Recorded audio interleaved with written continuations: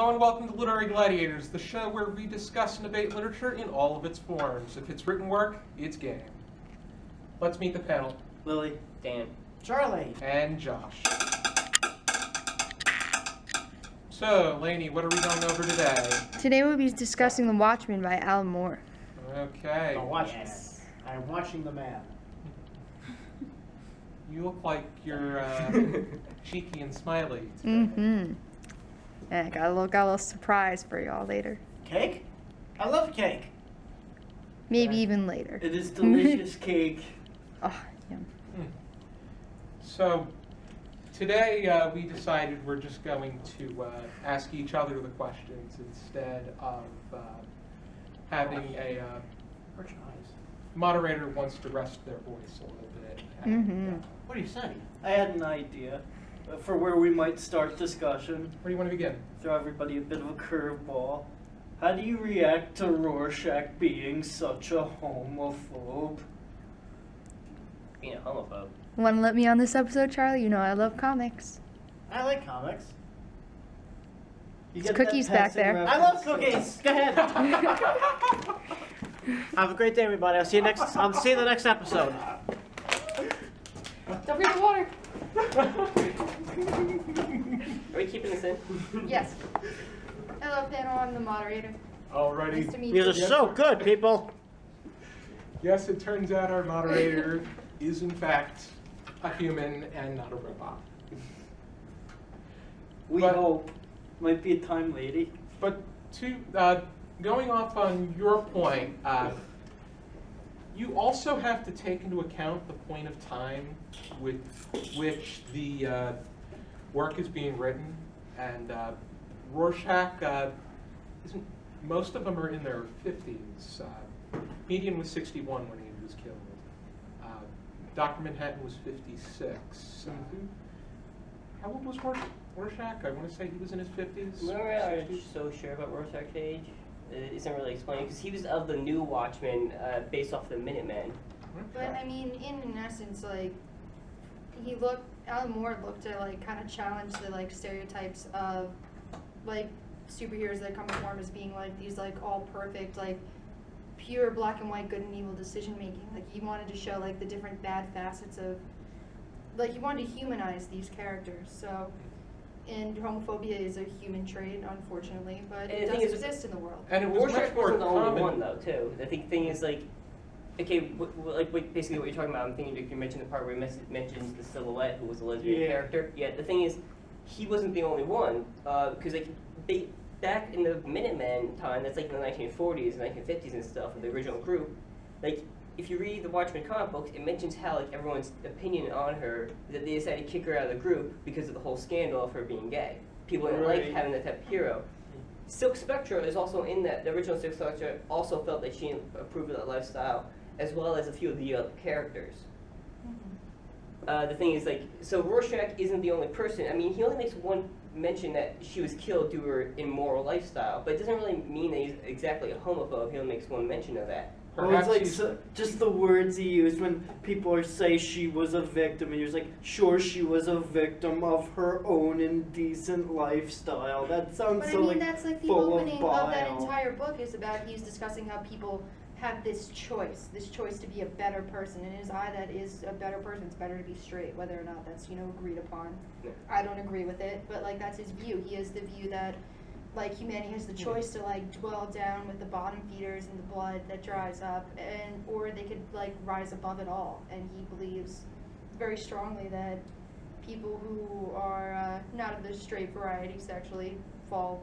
Unfortunately, when Watchmen was written back in the 80s, that kind of lifestyle was viewed in a very comical way. And people usually found it distasteful. It's just not, very few authors touched on the subject. Granted, Alan Moore, the way that he approached it, it was in a very subtle kind of way. I mean, Rorschach, besides the homophobia, I actually found a very good character. I liked his He did character. have very good morals. He was he went into the if he got angry at somebody for doing something that he did not find right, which in some way we agreed with him,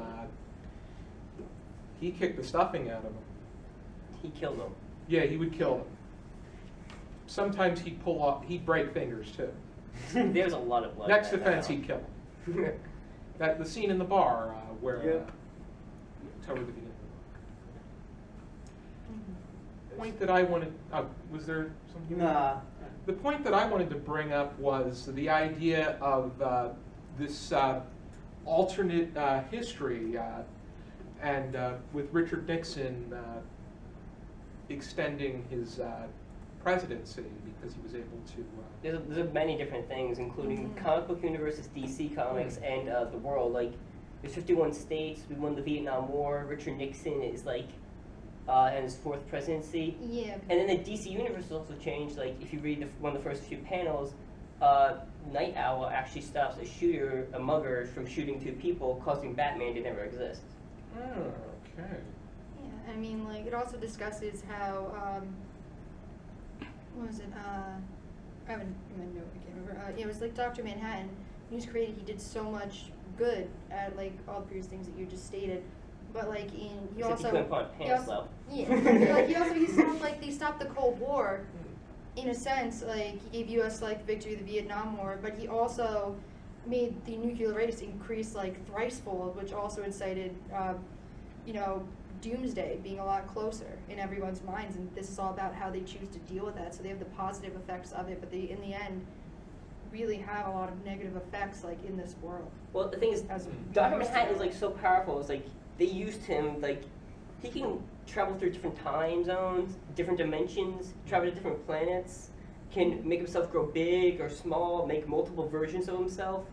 All right, the thing is, and they had him grow really huge, and he was just zapping people, like obliterating them, like one after the other, which caused us to win the Vietnam War, which is one of the things that had alternate history to it. Dr. Manhattan was one of those characters that we got a very good lens on. You could and definitely give Superman a run he's for his probably, money. yeah, that does make sense. So he is, like, all powerful. He's the so- one that we tend to, I don't know if anybody has another view, but we tend to sympathize with him the most. Yeah, Dr. Manhattan's Yeah. a good character. Because with how he ended up, he forgot something in his lab coat in the lab, and he got locked in, and that's And he how was able to have a threesome with Silk Spectre while he was still working on the big giant rocket thing. Yeah. Well, That- consenting adults, Well, why not? yeah. But this created his this is what being locked in the lab and having his I think he was just this huge figure with consciousness. Something I noticed was the whole reference to his father being a watchmaker, and then he says he abandoned it when Einstein proved that time is relative, and Einstein's theories laid the basis. Unwittingly, he never intended this for the development of nuclear weapons, so we have a one-part illusion there, and then again we have the doomsday clock, which was during the Cold War. There was something where the U.S. had literally a big clock in the Oval Office where they would set it and how long they thought till nuclear war was Once you reach midnight, inevitable. nuclear war is Yeah. yeah. Granted, Dr. Manhattan was able to he was able to predict the future, or he was able to feel the future. Yeah, he was precognitive. He was already imagining what things would be like in the when he left Janie in favor, or Janie was the Silk Spectre. No. Wait, was Janie the Silk Spectre, or was that his girlfriend? Because I kind of remember. He left his.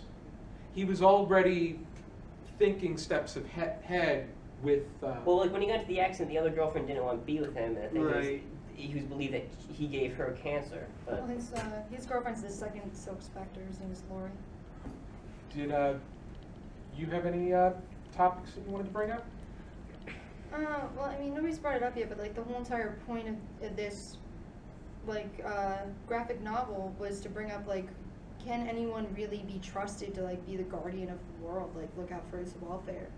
Like, And that- like we're in the end, like we're all only human. Like we have these human traits, and he really wanted to address that because superheroes prior to this, I mean, you know, you have Frank Miller's Batman, Dark Knight Returns stuff, which came a little bit earlier, but for the most part, superheroes were thought of as like these amazing figures that could just like save the world, and like Superman like swoop down and rescue women like off like being crushed by buildings. But Like the whole thing is like Dr. Manhattan actually basically says what the whole entire point of the comic was that Frank Miller tried to get across, is that no matter what powers Dr. Manhattan had, the one thing he could not change was human nature. Human nature will always be the same.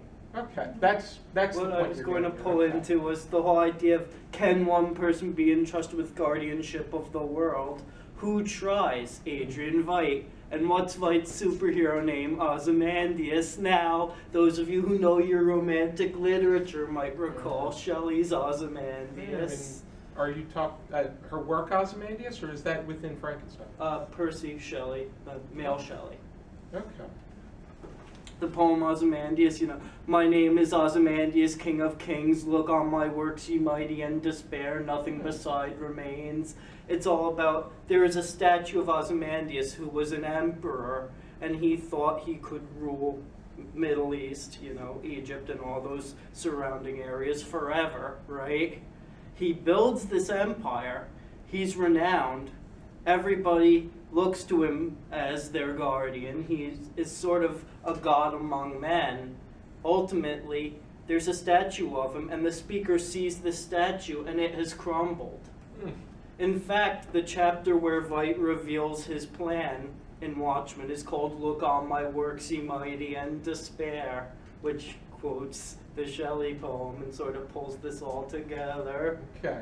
If I could actually make a point as well, one thing I want to mention is like, how do you feel that it, like, when we meet the characters, there's really no character development in the story. The characters have already been developed through the story, and we learn how they came to be what they were in flashbacks.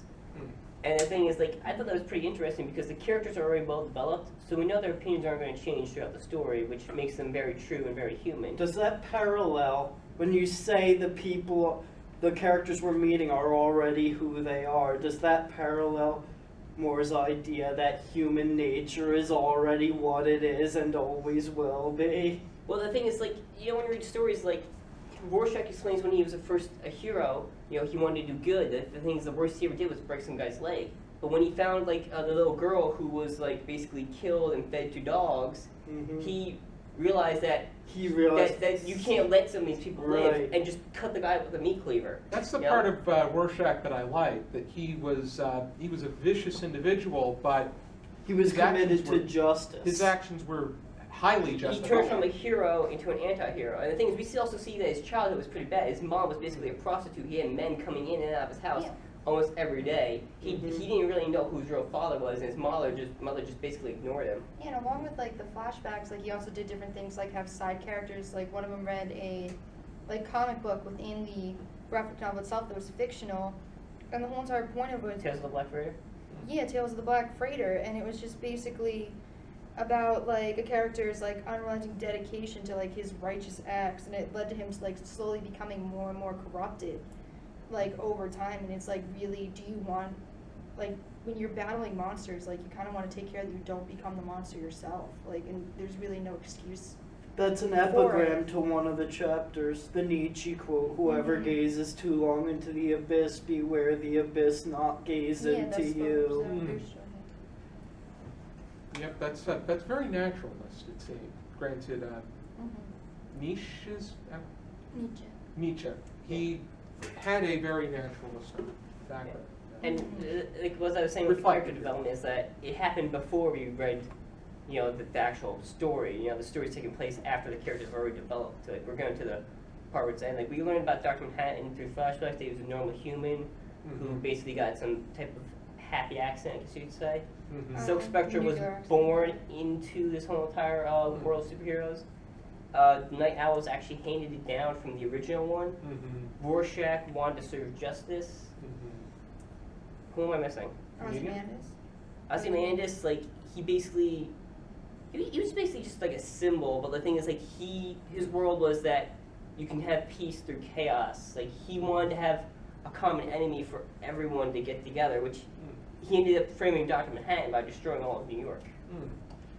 One point I wanted to make about the comedian was people have made reference to how he was inspired by different figures, but I never hear anybody mention that he resembles Groucho Marx in the slightest. Like, what do you mean? He's got the mask that looks like a pair of glasses, he's got a mustache, and he's always carrying a cigar. Yeah, but the thing is, Groucho Marx never shot a pregnant woman. No, he did not. Of course, he was a sicko version of Groucho Marx. He tried to rape Silk Spectre too. There's a whole bunch of Yeah, sick there's stuff that he did. whole- He was more of a thug than a hero, really. Like, he was willing to shoot tear gas into Yeah, a but group that's of the people. that's the argument that Alan Moore's trying to make. It's like, what lengths will you go to justify, you know, Yeah, like like the Rorschach, I agree with his killing because he was killing criminals. Yeah, Like, but at one he point was turning on his own comrades and like stewarding innocent people though, like with the comedian. I really didn't care for his character, you know. I liked him. I wasn't a fan of the And I was glad that he was comedian killed in the very beginning, but the thing is, if you really look back at him and what he did, he was just as bad as the criminals he said he fought. yeah, that was the whole like point. He was really humanizing him as like. What does he say? What are his last words? It's all a joke. Yeah, true. You know, Yeah, he life just is- wants to life is pull. but a joke. Yeah, Very nothing we can naturalist. do is gonna change a friggin' thing because people still are who they are. And as I said, like Dr. Manhattan said it before, and what Alan Moore was trying to get across is that human nature cannot be changed no matter how much you try. People will be who they are. You know, you remember Rorschach's great line where it's, this rudderless world is not shaped by vague metaphysical forces. The cold, unforgiving dark goes on forever, and we are alone. It is not destiny that kills the children. It is not fate that butchers them or feeds them to the dogs. It is us. It is only us. Yeah.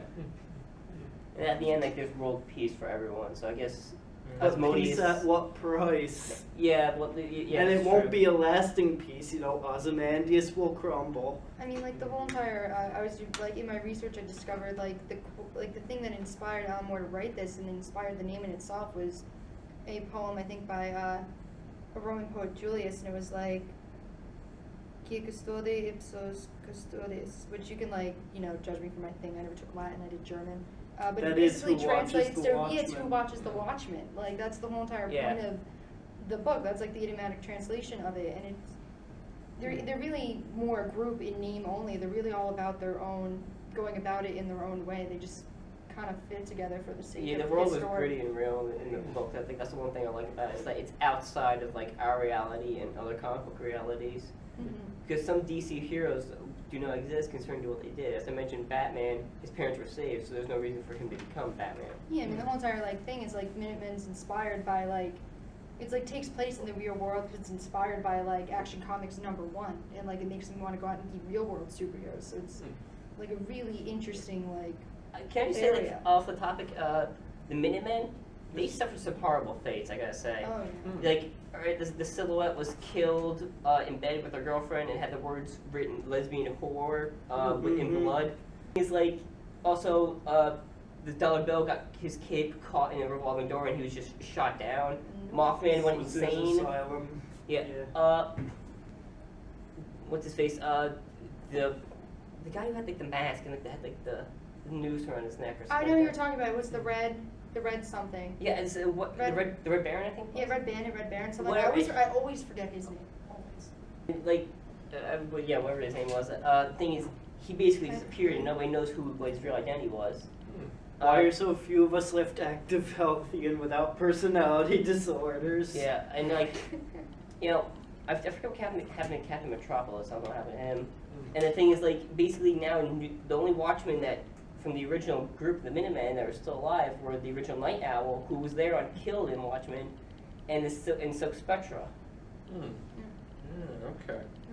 Dan, you had something to say about the prequels to Oh yeah, Watchmen? yeah. The thing is, if you really want more character development and learn about the characters, read the Before Watchmen comic book series. Like, there's plenty of different ones like Minutemen, Night Owl. the Silk Spectra, all the different characters. You can probably buy like collected versions of them. There's Volume 1, Volume 2, and don't really expect any happy endings in most of them.